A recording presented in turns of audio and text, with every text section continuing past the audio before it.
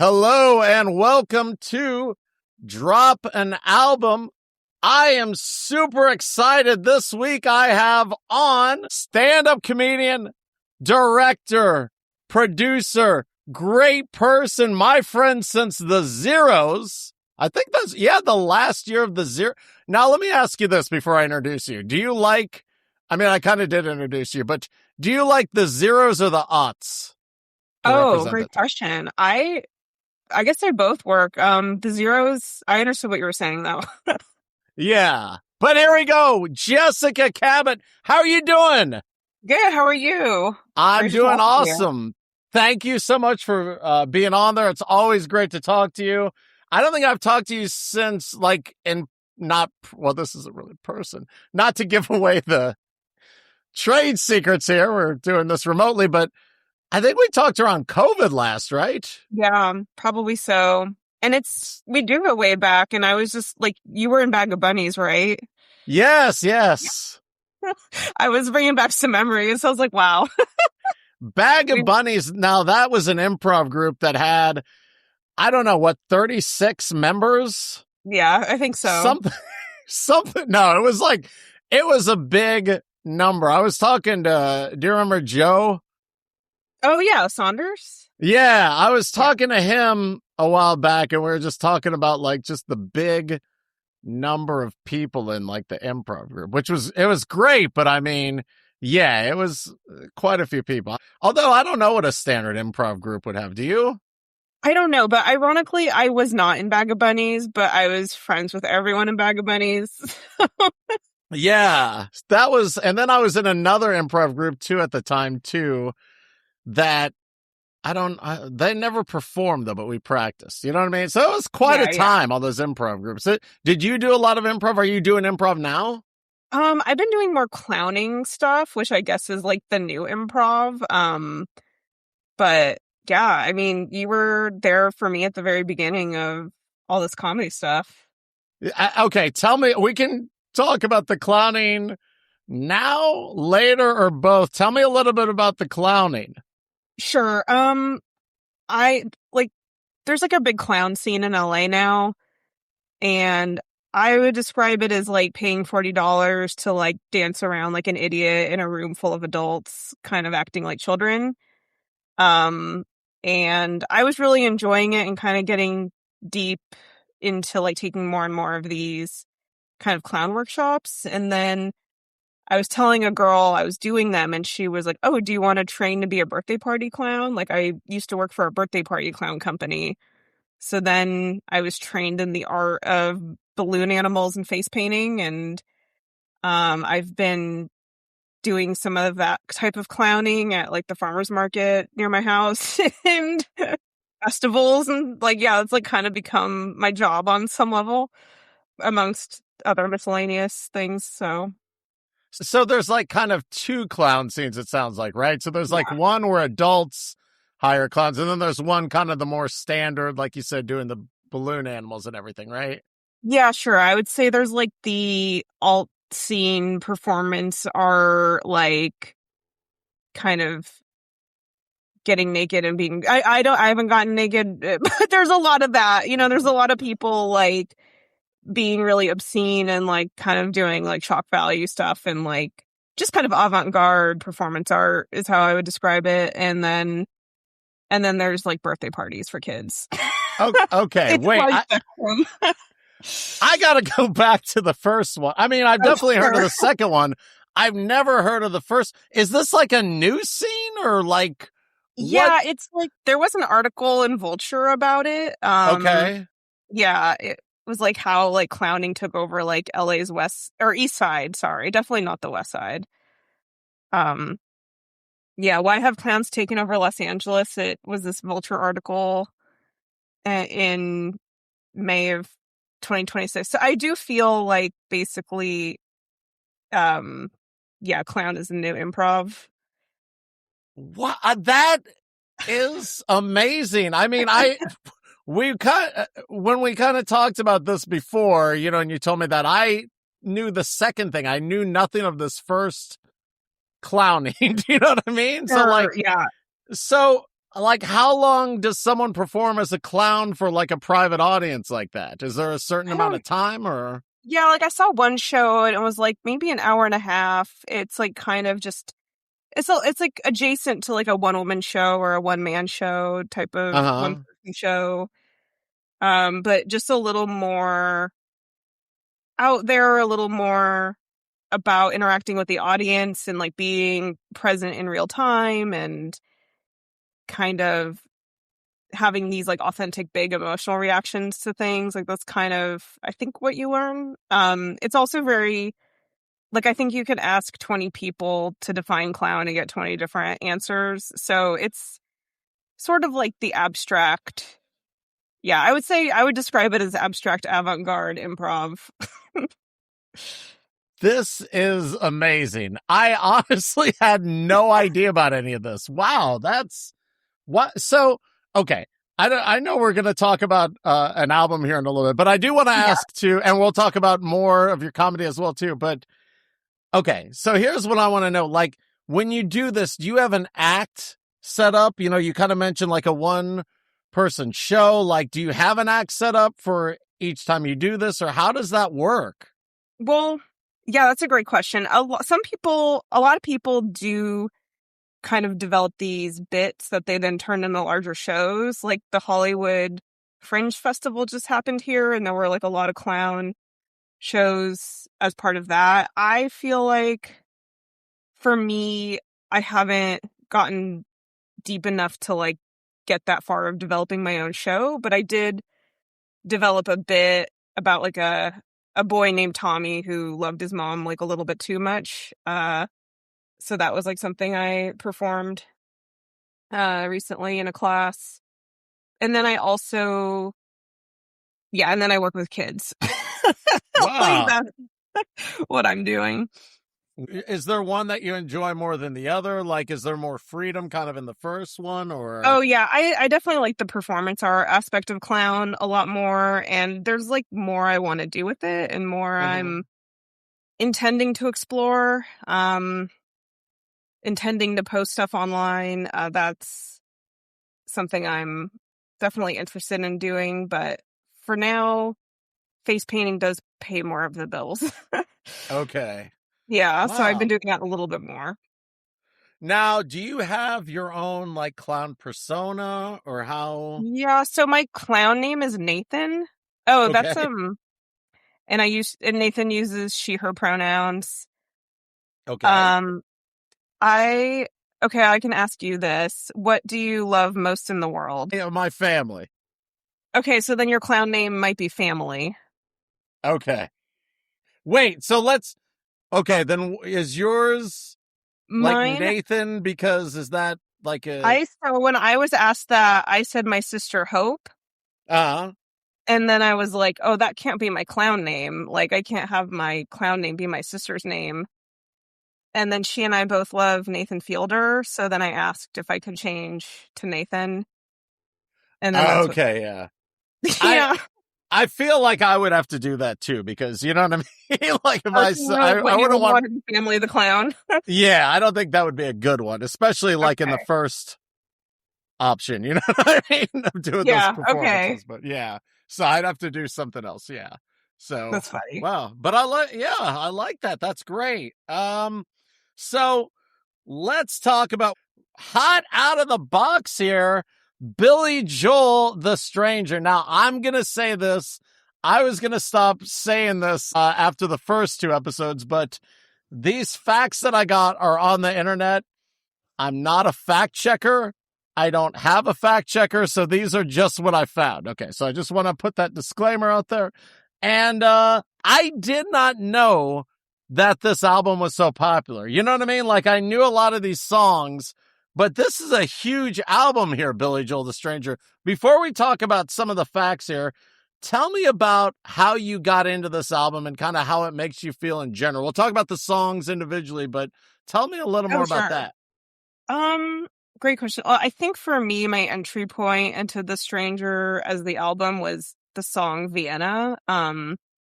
Vienna is like one of my top 3 songs of all time, period. And I really do love Billy Joel. And my friend, her name is Shani. She gave me The Stranger recently as a CD, and so I like old school, you know, Yeah. analog. I have it in my car playing, my super old Prius, and so I'll be driving around LA listening to The Stranger, and I just feel like the whole album is like really kind of existential and philosophical. And even though I think it's 1977, it's Yes. still like super relevant and really hits. So I think that's kind of I just feel like Billy Joel really captures a lot of my moods and thoughts and feelings as a person living in this crazy world. So yeah. Awesome. Billy Joel's The Stranger was his fifth studio album, released on September 29th, 1977 by Columbia Records. It was the first album to be produced by Phil Ramone, who would work with him on his 5 subsequent albums. And his previous album, Turnstiles, sold modestly and peaked at 122 on the Billboard 200 charts, prompting Columbia to consider dropping him. How crazy is that? Yeah. That his record label was considering dropping him at one point. Yeah, right before this one too. That's crazy. Yeah. So kind of going back a little bit, you mentioned that you got this on CD. How do you like to listen to music? I know that there's some people that like to listen to it on vinyl, some CDs, some on streaming. Do you have a preference?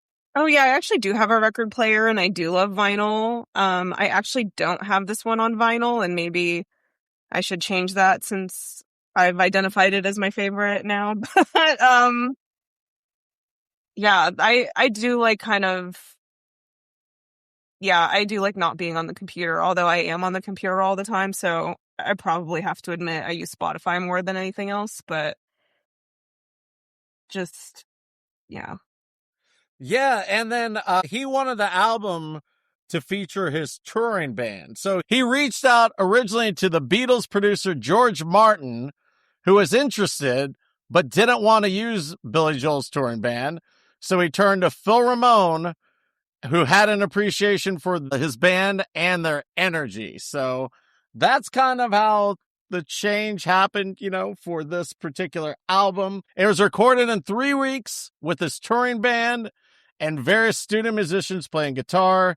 It was 6 weeks at number 2 and was Joel's critical and commercial breakthrough. So yeah, this is the album that really put him on the map, so to speak. Won 2 Grammys in 1979, Record of the Year and Song of the Year for Just the Way You Are, best-selling non-compilation album by him, and Columbia's best-selling release, more than 10 million copies. So the record label that was considering dropping him, this ended up being their most successful selling album. Isn't that crazy? Wow, I didn't even know that. I mean, that's pretty inspiring in and of itself, honestly. Like, Yeah, I this never whole know.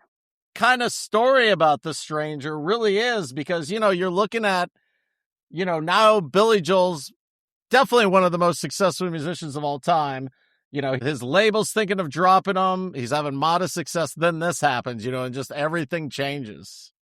Yeah, totally. I guess just like, and other people like weren't believing in him, and he was like doubling down on himself and his vision, working with his band, and just and then like look what happened.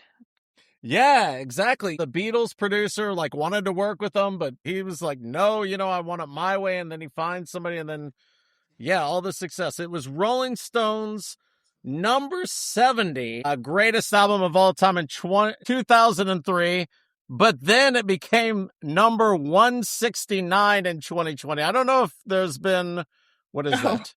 99 more albums that came out since 2003 that pull them down. Now, I want to know, what do you think of these lists that come out by magazines and things like that? Yeah, I mean, I don't usually agree with lists, so then I'm like, who gets to make these decisions about what's the best, Like, Yeah. um, yeah. But I don't Yeah, I don't usually pay attention to them, I have to say. yeah, I think that's great because I mean, these are just somebody's opinion. You know what I mean? And like their opinions obviously can differ. So yeah, I think some people take this a little too seriously. I was talking to it with Stratton Smith on the first one, and he was just like he liked it because it just gives people a chance to argue. You know what I mean? Because Oh, that's that's really all funny. it Yeah. becomes. What is But number yeah. one, supposedly? Like, what's the That's a number good one album? question. You know what? Let me Google that real quick, actually. I'm curious too. It is What's Going On by Marvin Gaye. Oh, 2 is Pet Sound. I just saw the Beach Boys, which is basically like one Beach Boy left, Uh-huh. at the Hollywood Bowl for 4th of July, and they're pretty old. I mean, it was like Mike Love. I don't know. Anyway, Pet Sounds is my favorite Beach Boys album. Yeah, the Beach Boys, now wait, let me ask you this. Did John Stamos, was he the drummer? Yes, he was. Yes, John Okay. Stamos. The Beach Boys are just fascinating because like just the whole I don't know much about the history, but what I do know sort of is like Brian Wilson was kind of like the head of it, right? And then like I don't know if he left or he got kicked out. Then they have like this whole other Beach Boys with he said with like Mike Love, where they're more like kind of would you say it's more of like the surfing stuff than the Pet Sounds, or is that kind of the same thing? Yeah, maybe it's more apparent. Like, supposedly at the concert, Mike Love said that he came up with the name Pet Sounds. Uh-huh. Like, they were recording near a train, and like the train went off and a dog barked, and then he was like, "How about Pet Sounds?" Because the dog's barking, and so I guess Mike Love was around for Pet Sounds. It's apparently. But I I mean, it's just, I guess like what I'm trying to say is like, it's a weird kind of dynamic because like Brian Wilson is very critically acclaimed and like yeah, this Beach Boys is playing after like games or state fairs. You know what I mean? yeah, Not that there's anything wrong with yeah. state fairs, but you know, it's like, I don't know. It's kind of like a weird dynamic, but they were playing the Hollywood Bulls. A Beach Boys cover band with like one Beach Boy, and like they don't sound that great. Yeah, I don't know. Yeah, yeah. I think you just said in like 2 seconds what I've been trying to say for 10 minutes. You know what Yeah. I mean? Yeah, it's just like a cover band, yeah, with just one Beach Boy. So that's wild. Was the place packed? It was really packed. It was very patriotic. I was not in a particularly, especially patriotic mood, but we had fun. Yeah. There were great fireworks. It was an interesting, and they did not do my favorite song, which is "I Just Wasn't Made for These Times." Oh, Um, yeah. uh, I think that's what I'm trying to say is like Surf and Safari seems like the kind of stuff that the Beach Boys of now would play. You know what I yeah, mean? But then like you think of the Brian Wilson, let's say Beach Boys, and that's like I just wasn't made for these times. You know what yeah. No, that's I my yeah, totally. You're right. You've hit the nail on the head. They Okay, yeah. need to I have like an finally edge.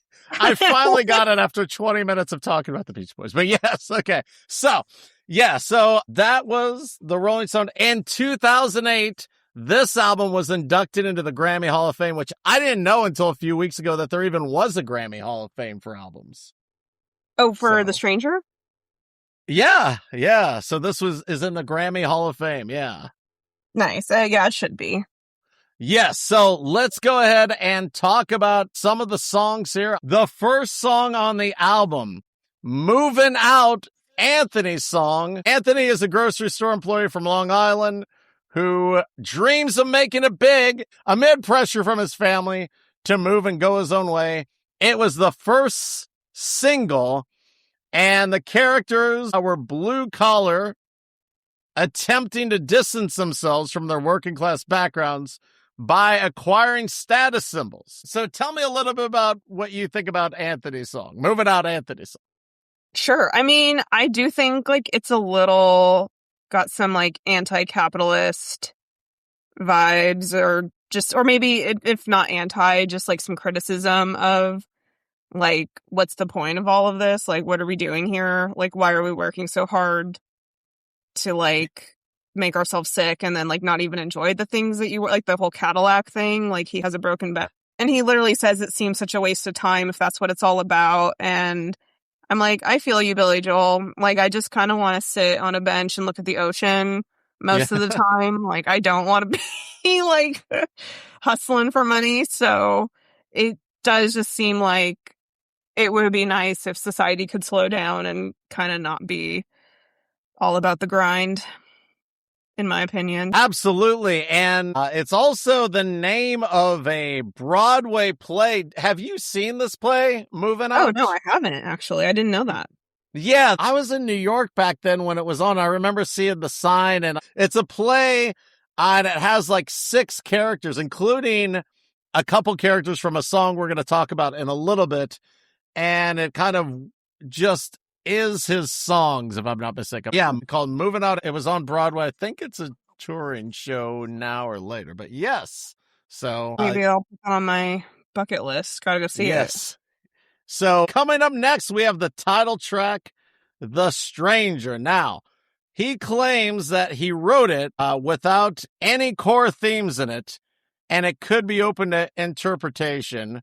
What do you think when you hear The Stranger? What would you say it's about? What does it mean to you? How does it make you feel? Sure. Well, I did also try to do a little prep for our conversation, and apparently it's possible that he could have been talking about like Jungian themes about like the shadow or like the aspects of self that we repress. And I have been getting kind of into Jungian psychology stuff, like our unconscious mind, like the things we're not aware of. And like one thing Carl Jung was talking about was like the persona and how like we kind of create this like sense of self or this identity that we're like performing at all times. Like it's kind of like how you tell like a white lie to someone, you know. It's like there's these like social niceties that we kind of complied by, and like it just maybe becomes part of our like everyday thing to be like when someone asks you like how are you doing, you're like, oh, I'm fine, I'm good, even if you aren't, like that sort of thing. And so Yeah. the stranger, I think to me is sort of about that phenomenon of like we're all kind of like putting on this performance of like a best version of ourselves, but then he's like talking about being with like a lover, I think. So it's like in our most intimate relationships, sometimes like we can't keep up that, you know, false self idea or like that performance of the best version of ourselves. So like these things fall through the cracks of like, you know, like he says like we fall in love, but we disregard the danger, that kind of thing. So kind of like there's just these things that we might repress and then not even be aware of it, and then it comes out in some of our relationships, probably with people we're close with. I think that's what he's saying. I don't know. I could be wrong, but That's a great explanation, honestly. I mean, I like that. From what you said, that sounds right because, you know, you look at the cover of The Stranger and it's him with a mask, right? yeah, totally. And there was something about like everyone wears different masks. So yeah, I think that's a great explanation. I like that. So this was a massive hit in Japan. Oh, I Sold didn't know that. 471,000 copies, and it was also sampled by Snoop Dogg in one of his songs. Oh, really? So, yeah. Wow. You're like teaching me new things. I didn't know this. I really like the whistling at the beginning, and there's a reprise of the whistling at the very end of the album. Absolutely. Yeah, that it's crazy because when I was listening to it and then like it sounded like the last song was over and then like there was that whistling. I'm like, I heard this before. You know what I mean? So Yeah. like so that was wild. He says, you may never understand how the stranger is inspired, but he isn't always evil and he's not always wrong. Though you drown in good intentions, you will never quench the fire. You'll give it, I guess, it just seems to me that like as people, we want things to kind of be like fit into like neat boxes of being like good or bad or like, you know, good or evil, but everyone's like pretty complicated and has a lot of dimensions. I feel like the song is kind of saying that, you know, like there's this, like raw, like primal version of the person too that like comes out like Yeah. Yeah, absolutely. Okay, so then coming up next, Just the Way You Are. It Yeah. was the second single inspired by his wife at the time. The melody came to him in a dream. He forgot it, but remembered it later at a business meeting. Well, that's kind of Wow. crazy. I didn't know Uh, that. Yeah.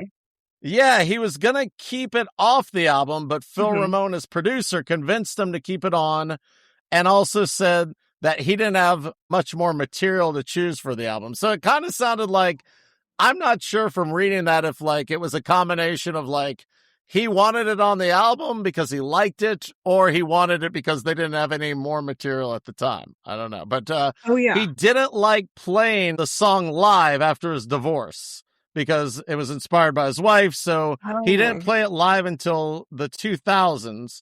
But he did perform it on Sesame Street in 1989 with Marley Matlin and Oscar the Grouch. Oh, So, wow. I love so that. I have to yeah, find that on YouTube right after this. yeah.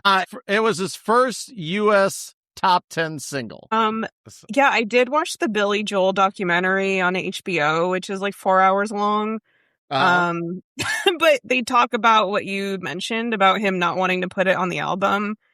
And okay. apparently he didn't want to put it on because he thought it was cheesy. This is like one of his biggest hits. Like if you go on Spotify, it probably is one of his biggest hits. No, maybe it's top 10 I, for sure. I feel like it would be one of his biggest hits. I mean, that's one of the main ones I know, but isn't that crazy that like he had this thought that it's cheesy and then he releases it and it becomes such a huge hit?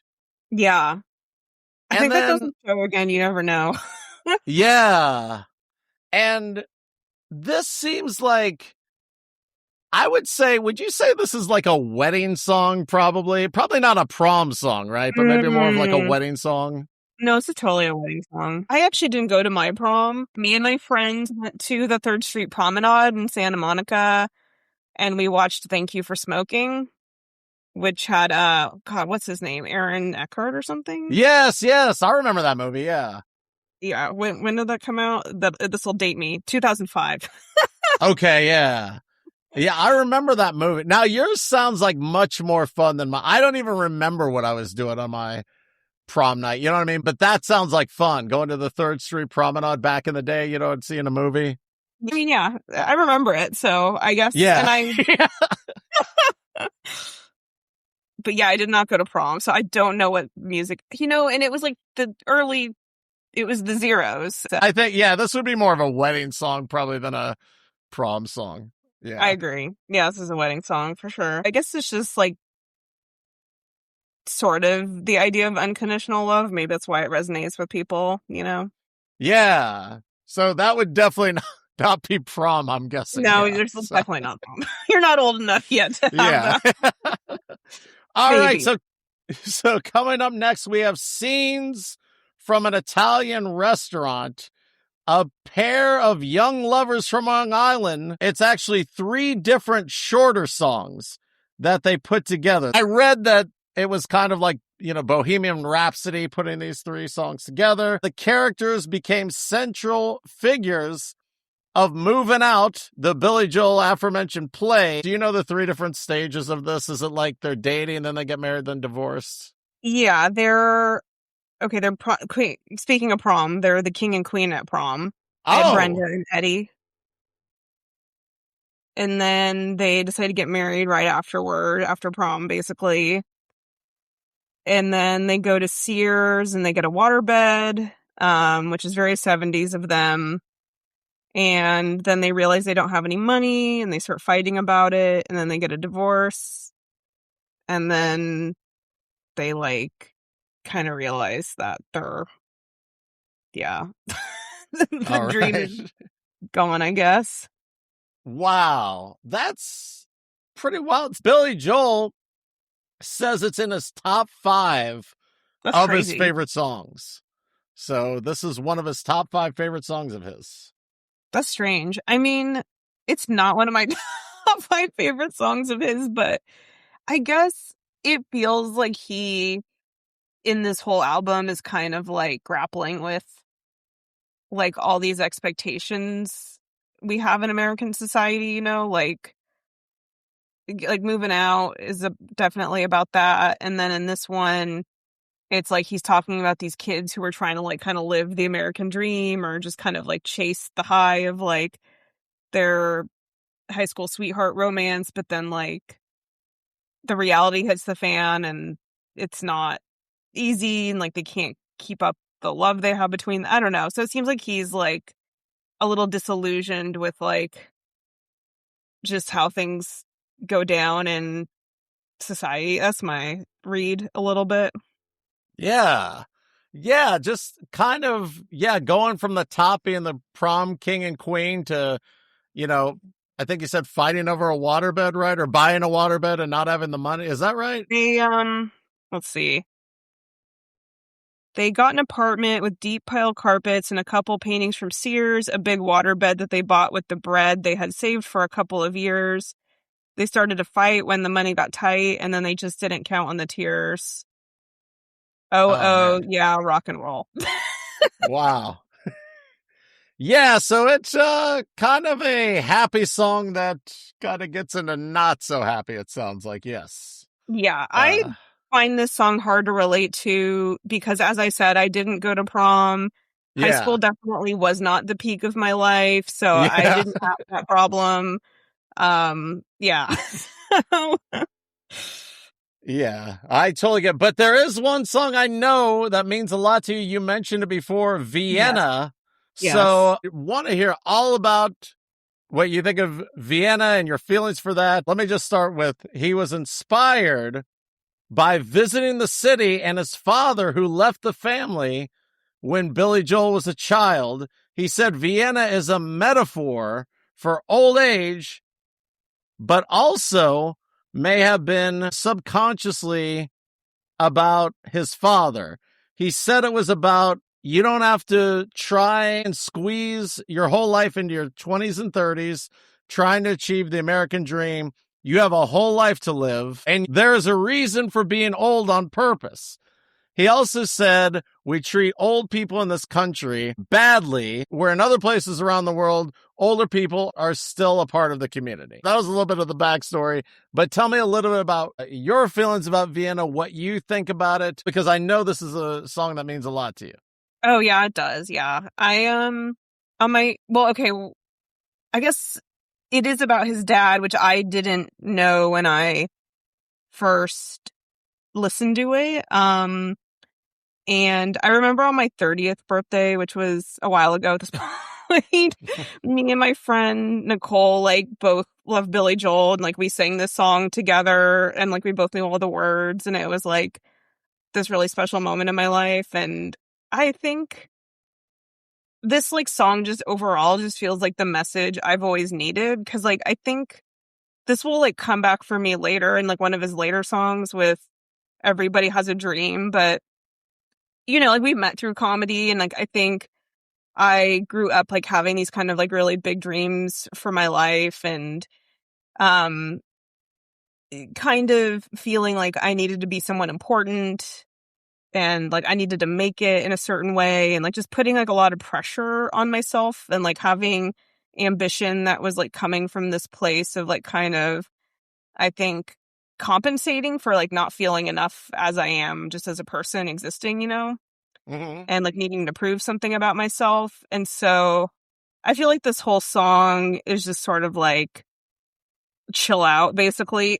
It's like what he's saying. Like, I love like when he says like, you know, he literally says, "You're so ambitious for a juvenile, but if you're so smart, tell me, why are you still so afraid? Where's the fire? What's the hurry about?"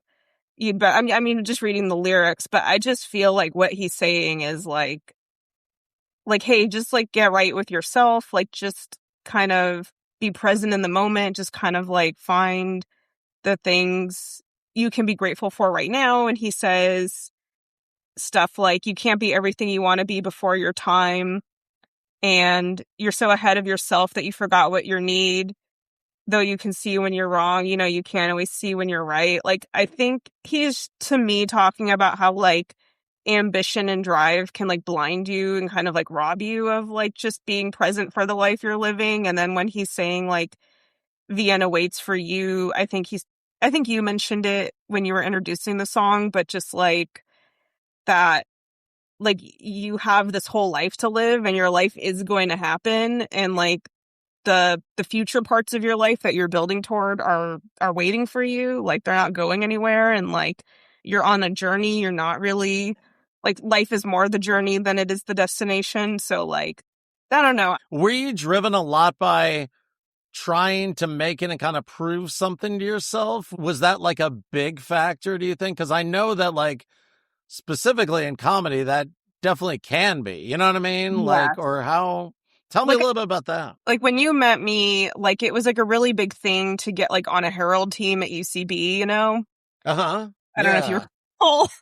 Yeah, no, I definitely remember that. No, that was a huge thing because especially us being in kind of that scene, if you will, you know what I Yeah. mean? That was like, I remember when they had the auditions, it was a huge thing. Yeah, so like I feel like back then I was like much more about like I need to get on the Herald team so that like Saturday Night Live discovers me and like blah blah blah. You know, like I was just very much like about doing it for these outcomes so that like I could become an important person. And like as I've like gotten older, I'm like to myself, and like I think this is what Billy Joel is saying too. It's like it's not about getting on the like it's not about getting on a Herald team to get on like the TV show or whatever. It's like you're doing improv or you're doing comedy or you're singing music in his case. Like you're doing whatever you're doing because like supposedly you love that thing. And like so why don't you just do the thing that you love and enjoy it and like have fun with it and like have fun with your life.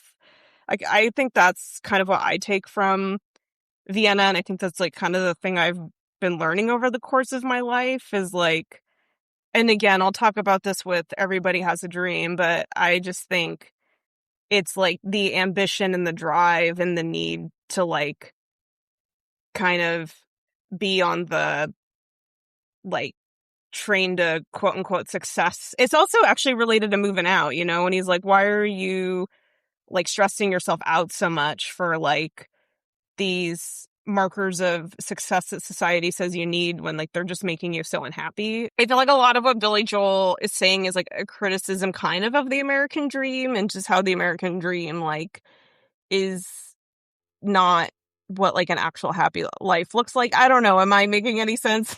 No, you know what? I think you're 100% right on because kind of seeing the themes of this, I don't know if he was also driven by, you know, at that point, not really being as successful as he probably thought he should. I mean, if he's being considered dropped by his label, you know what I mean? Yeah. Like if this, I feel like that is the theme of this album. Like you said, like the whole thing of the stranger is like not enjoying like where he's at the time, looking for more success. And then ironically, he becomes successful through it. You know what I mean? Like Yeah. through this album. With him was like he did have like a really estranged relationship with his dad, and like his dad did live in Vienna. So I think there was like an element for him of like part of his Billy Joel's need to prove himself was like related to his dad. Like he wanted to like kind of get his dad's attention and like show his dad like, hey, I can be someone important, you know, like so I think it's like not a coincidence, I guess, that Vienna is like his metaphor, and like his relationship with his dad was also like a really like big psychological driving force in him like trying to achieve like fame and success. So yeah. Yeah. Kind of going back to you a little bit, talking about, you know, getting into comedy and kind of having that drive. What was it like? Because you're from Los Angeles, right? Yeah. I only know like, you know, being from the Midwest and having that kind of drive, but like, what was it like being in the center of it all? You know what I mean? And having that drive. Do you think that like you kind of were more determined than it because it's like, I'm from here. I gotta do this. Do you know what I mean? Yeah. I mean, yeah, I think like my mom, when I was growing up, she was an assistant at the Directors Guild of America. So like Mm-hmm. I remember she would take me to these events at the DGA when I was like 9 years old, and Um, it was like a screening of like a Robin Williams movie or something, but I guess I grew up in the South Bay, which is a little more removed from like LA proper, Oh, but yes, yeah. like one of the girls I went to high school with is Rachel Bloom, who was like the star of Crazy Ex-Girlfriend, and she's pretty famous now. So I feel like it was just in my orbit. So I think I like unfortunately got the message that it was possible. Okay, yeah. I mean, I don't know. I think like it was definitely in the water when I was growing up. And so I think I just kind of had this notion that if I work really hard and I mean, I think I really did just believe in the American dream growing up and think like if I work hard and just am really ruthless and grind hard, then like it's all going to happen. But I don't think how life actually works on any level. So I think I had to Yeah, learn that. yeah, I think that was probably, I mean, correct me if I'm wrong, but was that also, that sounds like a lot of pressure on you. If you have this dream, you're in the area, the vicinity, you know what I mean? And then you have someone that went to your high school that goes and is in a movie. Did you find that to be like kind of more pressure, or did you even think about that? Yeah, I think I've felt like a lot of pressure in my life. And I feel like now in my late 30s, I'm like just finally like unlearning some of the pressure Yeah. I felt. Um, like doing the clown stuff for me feels very freeing, and it feels very like just I'm doing it to be connected to like the idea of like laughing and like the idea of being in community and the idea of like bringing people joy. Like I feel more connected to the values of like the comedy world than I did in my youth. Like I think I had it backwards in my youth, and I feel like now I'm finally getting it where I'm like, oh, this is just about doing it for the love of, laughing all the time if you can. Like if that's how Yes. you live your life is like laughing, then that's like a good life. You mentioned the clowning. You're also doing stand up. You're Yeah. co-producing a stand-up show in Los Angeles called the Frogtown Show. Now, I want to hear all about this. But before we do this, this is not intentional that this is the third time wrestling has been brought up. We're 3 for 3. But when I hear Frogtown, I think of Rowdy Roddy Piper's movie, Hell Comes to Frogtown. Was that any inspiration for the name, or is it just a complete coincidence? It is a coincidence, but I'm glad that it brought up wrestling for you. Okay, yeah, my first two shows, I had two big wrestling fans and we kind of got into it, but we don't need to.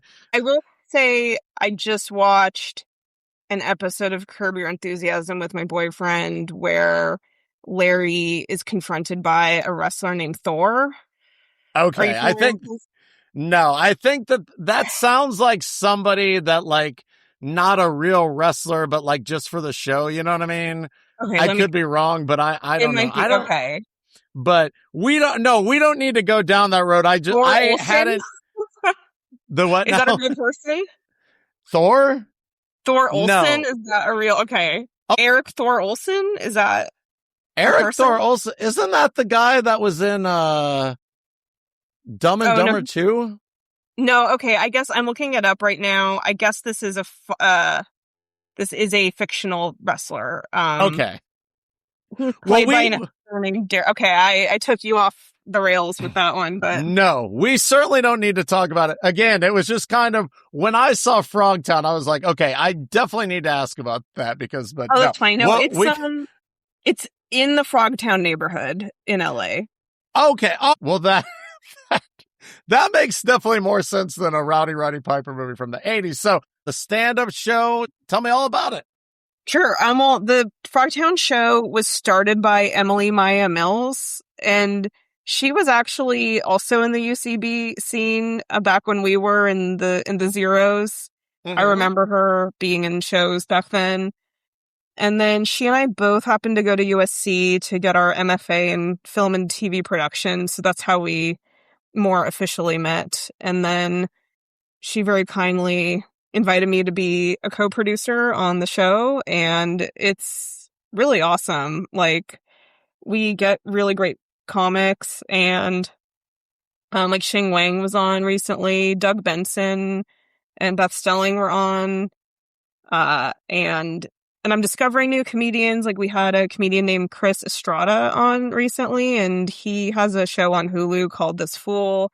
So I'm like name dropping all these people, but like, I just feel like I'm like just being in the mix and like getting to help put on this show. I feel like I'm being really inspired by all these people and their comedy. And so it's been a lot of fun. Awesome. And is there like a social media you want to share? Sure. Well, my social media is just boring. It's my name, Jessica at Jessica Cabot. And then the Frogtown Show's Instagram is the Frogtown Show LA. Now, is the Frogtown Show, is that a specific time, like the third Saturday of every month? Or Yes, is it just kind of vary? Great question. It's the second Saturday of every month at 7:30 at Spoke Bicycle Cafe in Frogtown. Awesome. Okay. And let's talk about your directing too. You're directing short films. You directed one recently with Tal Anderson. Yeah, Tal, yeah. And it's going to be screening at the Academy Museum on Saturday, July 25th. It's called Breaking Normal. Tell me a little bit about going into directing and then specifically about this movie that's going to be screening.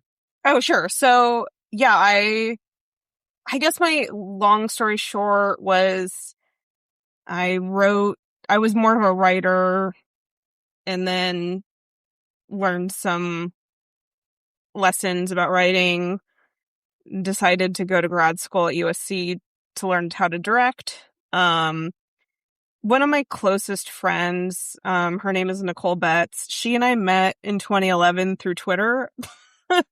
And she wrote for Atypical. And then through Atypical, she met Tal. And Tal is an autistic actress. And so we all started to collaborate together and we created this film called Breaking Normal. And it's about how a lot of people with autism have to actually, appropriately to our conversation about The Stranger, there's a concept called masking. So it's like in that community, it's about having to kind of like highlight some of your kind of more natural ways of expression to like try to fit in with like a neurotypical world. And so the short film we made is about these two characters who are neurodivergent breaking the habit of trying to be normal and just letting themselves be their natural, authentic selves. And the screening at the Academy Museum is for disabilities representation, and so it's hosted at the Academy Museum and like kind of giving. There will be other films like by other neurodivergent filmmakers and kind of talking about those experiences. And I am honored to be a part of it. That's awesome. Is there any socials for like this specifically? I did just post so like this program at the Academy Museum will be free. It starts at 11 a.m. And it's free with the purchase of a ticket to go visit the museum, and it's at the David Geffen Theater. So if you're in LA and you want to support neurodivergent stories, then you can come. Very nice. I feel like I'm hanging out and I'm just like kind of doing miscellaneous things and trying to enjoy my life and have a good time and make some money. Face painting and balloon animals really pay the bills so far. What kind of balloon animal is your favorite to make and what's the hardest to make? I know that's kind of a great question. I'm learning how to make flowers and those can be tricky. Wow. But a lot of them are just like variations on the dog. The other hard one to make is an elephant. Like elephants are my favorite animal, but they're a hard balloon animal, so I haven't cracked the case on that one completely. I can't even imagine. You just said flowers and elephants. That just seems and like you said, it sounds like, you would just do like a dog no matter what, but like that's crazy. An elephant and flowers, but you're still working at it, right? The elephants. Yes, I'm and the still working flowers? at it. Maybe one day I'll Okay. be an elephant flower pro, but Okay. sometimes I have to make them again. They pop. Going back to The Stranger, we have Only the Good Die Young, the 5th single, point of view of a boy trying to appeal to an abstinent Catholic girl, which was inspired by a crush he had in high school. So it was originally started as a reggae song, but his drummer, Liberty DeVito, and producer Phil Ramone convinced him to change it.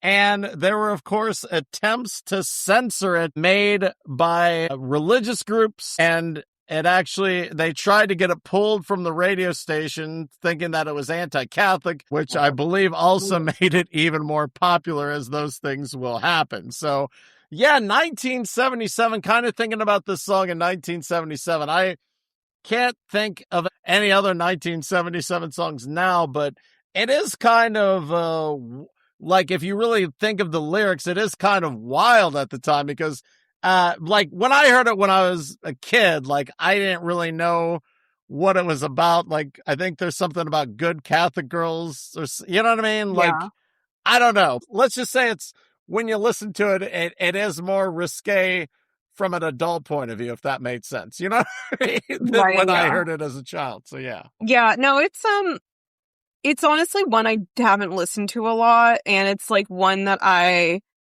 basically just looked up right before we spoke. Yeah. It is interesting.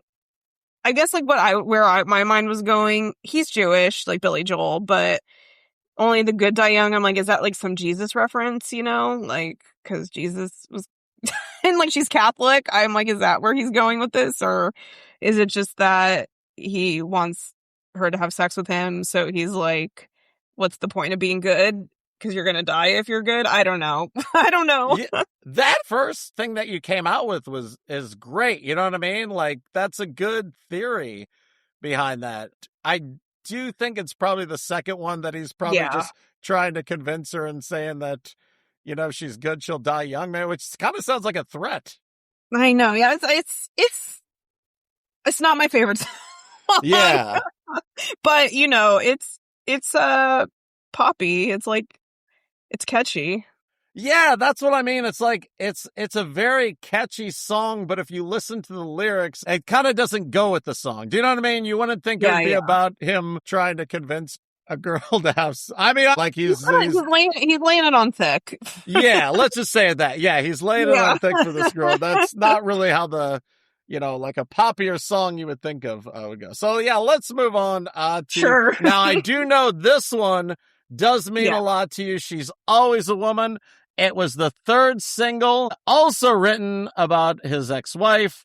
He also didn't perform this one live for a while. He described it as a commentary on women in business being persecuted and insulted. Now, that was on Wikipedia. I don't know if that's 100% true. So let's just talk about what it means to you, because I know this song means a lot to you. Tell me a little bit about this song. Sure. Well, this one, I guess, was about his wife, Elizabeth Weber, who, like, per that whole, like, the woman behind the man thing, like, she really was pretty instrumental in, like, making his career happen. Like, she was his manager for, like, a big part of time, like, especially during this time. So apparently this song was, like, kind of his ode to her, because she was doing all of this, like, business stuff for him. And like people, and it was the 70s too. So it was like, she was really like breaking some kind of like gender norm roles, and kind of a pioneer of feminism, sort of, in a way. And people were really critical of her and just saying, she's like so tough and like not the way a woman should be. And so like this song is kind of him saying like, yeah, like maybe she is tough, but like, she's a woman to me and like I love her anyway. And so this song also to me feels like kind of like the companion to Just the Way You Are, where it's like another way of him saying like I like you just the way you are, like even though you have like these rough edges and like even though you kind of have these things that other people think are flaws, like I see like only the good in you. I don't know. So it just feels like very like, I mean, they did get divorced and that love did not last, Uh-huh. but it just feels like kind of, I don't know. It just feels like it feels a little progressive to me for the time. It was written in the 70s um Yeah. and kind of also just like that her being a woman to me, it's like I just feel like he's like promoting the idea that like women can be multifaceted and multidimensional people with like lots of different attributes other than just like this one kind of like one dimensional idea of like a person. So I don't know. I think that's why I like it. Yeah, absolutely. So coming up next, we have Get It Right the First Time, was said to be inspired by the challenge of meeting somebody and highlighting the performance when you meet somebody and not flubbing and getting it right the first time. So tell me about that song. Sure. This is another one I have not listened to a lot. But I guess it's relevant, like Yeah. people are doing a lot of online dating these days and yeah. So I guess it's like interesting, I guess also that Billy Joel is like putting all this pressure on this first meeting and getting it right. Yeah. I don't know, just like this idea that he only has one chance really to get it right, and if he doesn't get it right then it's over. I guess it's just this song actually I haven't seen much of Love on the Spectrum, Uh-huh. but from what I've seen of Love on the Spectrum, it's like these kids who are neurodivergent are like kind of just saying the quiet part out loud, like a lot in like a lot of their meetings. They're like, "I'm really anxious to meet you. Like, Uh-huh. Oh, yes, I'm really yes. worried about this. Like, I really like you." Like, they're just very like transparent. And then this song kind of makes me think of that too. Like, just this like transparency of like, I feel a lot of pressure to get this right, and I don't know. I think there's just certain things that are kind of universal that people don't actually talk about or say, or like they try to mask it going back to the stranger. So maybe that's sort of where I'm connecting some dots or I'm just making stuff up. But Do you think too that it also, I mean, I don't know how much he knew about like his record label potentially dropping him. Do you think that maybe he was inspired by oh, that? You know what I mean? About like, hey, wow, he's got to get it nice. right this time or else, I don't know though. I'm Yeah, just, I like that. That's a great interpretation. I think that even makes more sense to me than like dating because he was already married when he was putting yeah. it out. So maybe Yes. the woman he mentions was metaphorical for his career. Yeah. Absolutely. Yeah. Okay. So we have one more song, and I know this is one that means a lot to you. Yeah. Everybody Has a Dream. It was said to be inspired by his wife. Tell me about this song. Okay. This song means a lot to me because he's talking about these dreams and he says everybody has a dream. But then when he talks about his dream, he's talking about like just my dream is to be at home and to be alone with you. And I feel like, as I mentioned, what I've been learning is just to like chill out and enjoy my life. And I feel like this is like just a really sweet song because it's like, I think to me, pointing to like the core truth of life, if there is one, which is like just our life, whoever we are, whatever we're doing, it's like just a collection of moments. It's like a series of like times and like the things that really probably matter at the end of the day more than anything else are like our relationships. And it's like our relationships with like the people closest to us. And I've been in like a happy, healthy relationship for the first time. And so like I'm really feeling this song lately. Like just Yeah. that like, even though I'm still out here kind of like doing the creative hustle on some level, like it just feels like I'm learning how to do that for fun because I feel kind of like grounded in like having relationships that mean a lot to me. And like, I feel like coming back home to the people I love is like what I look forward to the most at the end of the day. And so I just feel like Billy Joel like captures what it's all about in the song. So, and I think also like when he says like everybody has a dream, it's like the thing like most people probably like fantasize about is like, oh, like, I mean, in this day and age, it's like, oh, I want to be an influencer with like millions of followers or something, you know, but like, he's like, no, my dream is just to be at home and to be all alone with you. And I'm like, yeah, that's very real, you know, like, Yeah. It's like kind of in a way, there's like something more comforting and real about being in like loving relationships than to like be chasing external validation from like tons of people, you know. I feel like that's what he's saying to me. Yeah, would that be a parasocial relationship kind of? Yes, yes, he's talking about parasocial relationships and how they don't matter, I think. Yeah. Yeah, but it's real crazy that, you know, kind of because like when we were doing this, you know, back in the zeros, let's say, Yeah. you know, you had to do specific things. Now it's like, and they had the internet back then, of course. You know, I know I'm sounding like, you know, we're really in our, you know, elderly stages, but, you know, but like, it's so different. Like, you know, you mentioned like, you know, we wanted to be on a Herald team and we did improv. And now it's like, there's this new medium now, you know what I mean? Like using YouTube or whatever. I mean, there are people that have talent that are able to use that, but the old model exists, you know what I mean? Where like, it was like, you know, you wanted to be on a sitcom, you wanted to do this, but it's not the same anymore. I don't believe, you know?